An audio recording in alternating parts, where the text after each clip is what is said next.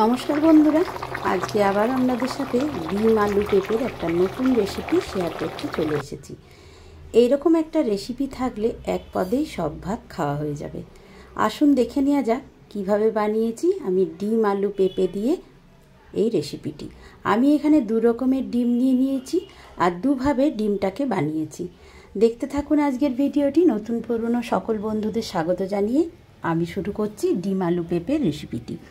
এখানে দেখুন আমি একটা গোটা পেঁপে নিয়ে নিয়েছি, খুব সতেজ টাটকা পেঁপেটা। আর এখানে 3টে হাঁসের ডিম আছে আর 2টো মুরগির ডিম আছে, মানে পোলট্রির ডিম আছে। এবার পেঁপে আলু সব কিছু কেটে নিয়েছি দেখুন লম্বা লম্বা করে। আর আদা নিয়েছি, কাঁচা লঙ্কা, 2টো পেঁয়াজ, 4 টুকরো রসুন, মানে 4 কোয়া রসুন, আর একটা টমেটো।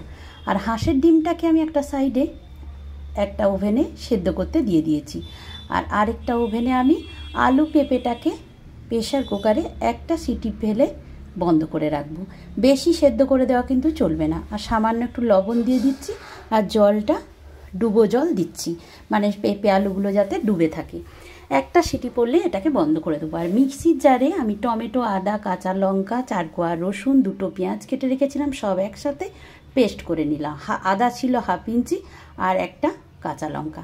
আর ডিমটাকে দেখুন ছাড়িয়ে নিয়েছি সেদ্ধ হয়ে যাওয়ার পরে, একটু কাট লাগিয়ে নিচ্ছি। এইভাবে চারিদিকে যদি কাট লাগিয়ে নেওয়া যায় তাহলে ঝোলে যখন ডিমটা ফুটবে বা রান্না হবে যখন, তখন নুন মশলা ঠিকঠাক ঢুকে যাবে, খেতেও ভালো লাগবে। আর এবার সেদ্ধ ডিমগুলোর তো ব্যবস্থা হয়ে গেল, এবার কাঁচা ডিমগুলোর ব্যবস্থা করব। কি করতে হবে, এই যে পেস্টটা বানিয়ে রেখেছিলাম দেখুন, একবারে ইউনিক স্টাইলে বানানো ডিমের অমলেট। এই পেস্টটা থেকেই আমি লবণ নিয়ে নিলাম আর 1 চামচ এই পেস্টটা নিয়ে নিলাম। আর দেখুন আমি নিয়ে নিচ্ছি, এই ফাটিয়ে নিচ্ছি একটা ডিম। এগুলো কিন্তু পোলট্রির ডিম, এগুলো হাঁসের ডিম নয়। এবার যে যেরকমভাবে রান্না করবেন, আমি দুভাবেই রান্নাটা দেখিয়ে দিলাম, যেভাবে রান্না করবেন সেটাই কিন্তু টেস্টফুল হবে এইভাবে পেঁপে দিয়ে রান্না করলে। দেখুন আমি ভালো করে এটাকে মিশিয়ে নিচ্ছি একটা চামচের সাহায্যে, যাতে কোনো রকমেই নুনটা জমে না থাকে, নুনটা যাতে ভালোভাবে মিশে যায়। আর সামান্য একটু তেল দিয়ে দিয়েছি আর এই অমলেটটাকে ভেজে নিচ্ছি। এইভাবে আমি অমলেটটা হয়ে গেলে আরেকটা পিঠ উল্টে দেব। দেখুন আপনারা দেখলেই আশা করি বুঝতে পারছেন আমার ভিডিওটি। আর এইভাবে উল্টে গেলে আমি এটাকে ভালোভাবে তুলে রাখছি ভেজে। তারপর ওই একই পদ্ধতিতে আমি আরও একটা ডিমকেও ফাটিয়ে এর সঙ্গে ভেজে নেব। একটা ডিম আমার ভাজা হয়ে গেল, আরেকটাকেও ভেজে নিচ্ছি। এইভাবে আমি ভেজে 2টো ডিমকে একটা প্লেটে তুলে রাখলাম। আপনারাও কিন্তু আমার মতো করে একবার রান্না করে দেখবেন। তবে যদি কেউ ভাজা খেতে চায় তাহলে ডিম ভেজে দেবেন, আর যদি কেউ সেদ্ধ করে খেতে চায় তাহলেও সেদ্ধ এইভাবেই রান্না করতে পারেন। আমি 2 রকম প্রসেসেই রান্নাটা করে দেখিয়েছি। এবার পরিমাণ মতো সরষের তেল দিয়ে আমি লবণ হলুদটা দিয়ে দিলাম। আর ওই কাট লাগানো হাঁসের ডিমগুলোকে আমি ভেজে নিচ্ছি। এখন খুব কড়া করে ভাজার দরকার নেই, তবে একটু ভাজা ভাজা হয়ে গেলেই দেখুন, দেখে বোঝা যাবে, তখনই তুলে নেব। এইবার আমি দিয়ে দিলাম একটু গোটা জিরে আর 2-1টা তেজপাতা।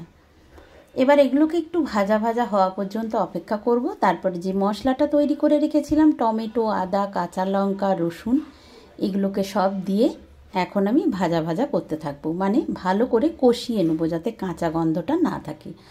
আর এখানে বলে রাখি, রসুনটা কিন্তু খুব বেশি দেবেন না, পেঁয়াজ থেকে রসুনটা কম দেবেন। তাই জন্য আমি খুব কম পরিমাণে রসুন দিয়েছি। পেঁয়াজটা দিয়েছি 2টো, কিন্তু রসুন দিয়েছি মাত্র 4 কোয়া। আর এখানে দেখুন এখন আমি লবণ দিলাম, হলুদ দিলাম, আর দিলাম সামান্য 1 চামচ চিনি আর কাশ্মীরি রেড চিলি পাউডার। এগুলো সবই দিলাম আমি আমার রান্নার পরিমাণ মতো। এবার সব একসঙ্গে ভালোভাবে কষিয়ে নিতে হবে। আর সেদ্ধ করে রাখা যে পেঁপে আলু ছিল সেগুলোকে এবার দিয়ে দিচ্ছি।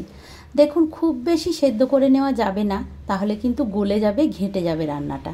যাতে গোটা গোটা থাকে অথচ সুসিদ্ধ হয়, সেইভাবেই কিন্তু একটা সিটি দিয়ে নামিয়ে রাখতে হবে। খুব বেশি 3-4টে সিটি পড়ে গেলেই সব গলে যাবে, তখন কিন্তু রান্নাটা খেতে ভালো লাগবে না। এবার পরিমাণ মতো জল দিয়ে দিই। এবার জল দেওয়ার পরে খুব বেশি নাড়াচাড়া করার দরকার নেই, কারণ সেদ্ধ আছে পেঁপে আলু সব। বেশি নাড়াচাড়া করলে বেশি ভেঙে যেতে পারে, তাই এইভাবে হালকা হাতে একটু নাড়াচাড়া করে আমি দেখুন ডুবে থাকার মতো জল দিয়ে দিয়েছি। সব সবজিগুলো যাতে ডুবে যায়। আর যারা পেঁপে খেতে পছন্দ করে না তাদেরও যদি এইভাবে রান্না করে দেন তারা কিন্তু হাসি মুখে খুব ভালোভাবে খেয়ে নেবে। আমি সেদ্ধ ডিমগুলো আগে দিয়ে দিলাম আর একটা ভাজা মশলা দিয়ে দিলাম। আপনারা লক্ষ্য করে দেখুন, আমি কিন্তু ধনের গুঁড়ো, জিরের গুঁড়ো কিছুই ব্যবহার করিনি, আলাদা করে গরম মশলার গুঁড়োও ব্যবহার করিনি। আমি এখানে ভেজে রেখেছি সব মশলা, ধনে, জিরে, গোটা গরম মশলা একসাথে আমার ভাজা ছিল, সেটাই দিয়ে দিলাম। আপনারা চাইলে আলাদা আলাদা করেও মশলাগুলো দিতে পারেন, যেমন ধনে গুঁড়ো, জিরের গুঁড়ো আর গরম মশলার গুঁড়ো। আপনাদের হাতের কাছে যেটা থাকবে সেটা দিয়েই রান্না করবেন। এটা খেতে যেভাবেই রান্না করুন খেতে কিন্তু ভালো হবে।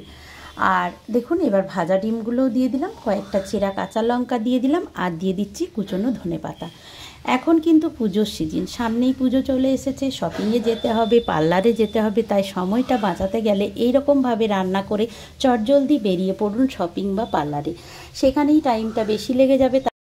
তাই বাড়িতে ডিম, আলু, পেঁপে থাকলে কম সময়ে সুস্বাদু রান্না করে নিতে পারবেন চটজলদি, অল্প উপকরণে ঝটপট রান্না করে বেরিয়ে পড়ুন। কেমন লাগলো অবশ্যই কমেন্ট করে জানাতে ভুলবেন না।